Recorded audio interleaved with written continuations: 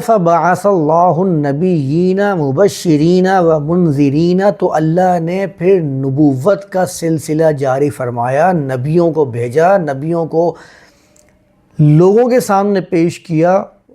ان کی حالت کیا تھی؟ مبشرین بھی تھے اور منذرین بھی تھے۔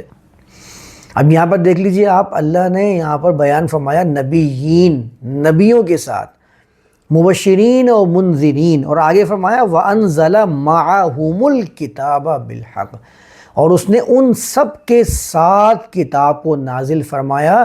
وہ کتاب کس بنیاد پر نازل فرمائی؟ حق کی بنیاد پر، حقائق کی بنیاد پر، کوئی بھی ڈھکی چھپی بات اس کے اندر نہیں تھی۔ اس میں وہ چیزیں بیان فرمائی ہیں کہ جو غیر معمولی نہیں تھی بلکہ محسوس اور مشاہدے میں آنے والی چیزیں تھیں۔ یہ وہ چیزیں تھیں کہ جو تعمیری تھی، تخریبی نہیں تھی، ہر زمانے کے حساب سے فٹ ہونے والی چیزیں تھیں، اس لیے قرآن نے اس کو حق قرار دیا ہے۔ کوئی بھی ایسا کام نہیں بیان فرمایا اللہ نے اپنی کتاب کے اندر کہ جو ممکن ہی نہ ہو۔ ممکن نہ ہو تو لوگ اس کو عمل میں لائیں گے کیسے؟ ان کے لیے تو ایک خواب ہی بن کے رہ جائے گا کہ ہاں ایسا ہو سکتا ہوتا یا کبھی ایسا ہو سکے گا۔ یہ بات آپ لوگوں کو ذہن نشین میں رکھنی ہے۔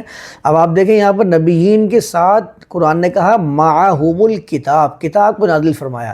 ہمارے ہاں مت کیا ہے، ہمارے ہاں نظریہ کیا ہے، ہمارے ہاں سوچ یہ ہے کہ نبی وہ ہوتا ہے کہ جو کتاب لے کر نہیں آتا، رسول وہ ہوتا ہے جو کتاب لے کر آتا ہے۔ یہاں تو قرآن نے نبیین بھی ذکر فرمایا اور فرمایا وَأَنزَلَ، انزال کا لفظ آیا نا، نازل فرمایا ان کے ساتھ کتاب۔ تو آپ تو کہتے ہیں نبی وہ ہوتا ہے جو پچھلی کتاب کو فالو کرنے والا ہوتا ہے، اس پر کسی کتاب کو نازل نہیں کیا جاتا۔ یہاں آگے وہ تصور بالکل باطل قرار پاتا ہے، وہ سوچ قرآن کی خلاف نظر آ رہی ہوتی ہے۔ آپ جائزہ لے لیجئے، وہ نبی ہی کیا کہ جس کے پاس پیغام نہ ہو، وہ میسنجر ہی کیا، وہ چٹھی دینے والا ہی کیا کہ جس کے پاس چٹھی نہ ہو۔ سوچنے کی بات ہے۔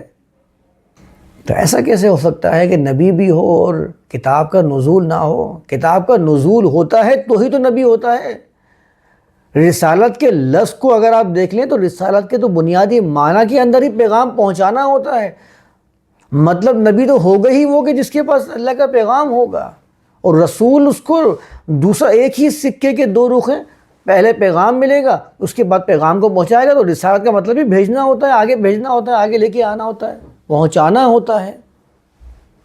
وہ یہ بھی بولتے ہیں کہ صحیفے ملے تھے اور کچھ نہ کچھ تو ان لٹریچر تھا، اور لیکن وہ جو شریعت تھی، جو قانون تھا، وہ پرانے والے نبی کا فالو کر رہا تھا۔ ہاں، مطلب اس کی کوئی دلیل نہیں ہے ہمارے پاس کہ پرانے نبی کا جو پیغام تھا وہی فالو کر رہے تھے۔ اس کی دلیل کیا؟ یہاں تو قرآن فرما رہا ہے وَأَنزَلَ مَعَهُمْ، ہم کی جمع سب کی طرف جاری، نبیین کی طرف۔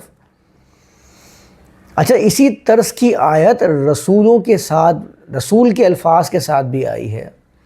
لَقَدْ أَرْسَلْنَا رُسُلُنَا بِالْبَيِّنَاتِ وَأَنزَلَ مَعَهُمُ الْكِتَابَ، وہاں پر یہ لکھا ہوا ہے ہم نے رسولوں کو بینات کے ساتھ ارسال فرمایا اور ان کے پاس، ان کے ساتھ ہم نے کتاب کو نازل فرمایا۔ فرق کیا رہ گیا پھر؟ یہاں نبیین لکھا ہوا ہے، اس کے ساتھ بھی کتاب کا نزول لکھا ہوا ہے، وہاں رسول لکھا ہوا ہے، رسول کے ساتھ بھی کتاب کا نزول لکھا ہوا ہے۔ ہم آج تک اسی بحث کو نہیں سلجھا پا رہے ہیں کہ بھائی نبی کون ہوتا ہے اور رسول کون ہوتا ہے۔ ہم یہی سمجھائے جا رہے ہیں لوگوں کو، بھائی نبی وہ ہوتا ہے جس کے پاس کتاب نہیں ہوتی ہے، وہ پچھلی کتابوں کا پیروکار ہوتا ہے، اور رسول وہ ہوتا ہے جس کو نئی شریعت ملی ہوتی ہے۔ مجھے اس بارے میں کوئی دلیل معلوم نہیں ہے، لیکن میں مانتا ہوں۔ تو مجھ سے بڑا سنی کون ہوگا کہ میں سنی ہی تو ہوں جو سن کے مان لیا، دلیل کا مجھے علم نہیں ہوتا ہے۔ آج کل ہمارے ہاں یہی بنا ہوا ہے، یہی ٹرینڈنگ میں ہے۔ تو یہ بات آپ ذہن نشین رکھ لیجئے، یہاں پر اللہ نے بیان فرمایا ہے، نبیین کا ذکر بیان کیا ہے، تو نبی تو ہوگا ہی وہ کہ جس کے پاس پیغام ہوگا، کتاب ہوگی۔ آگے بیان فرما دیا وَأَنزَلَ مَعَهُمُ الْكِتَابَ، قرآن کی حقانیت سامنے ہے۔ اب اس کے خلاف جو بھی سمجھتا ہے، سوچتا ہے،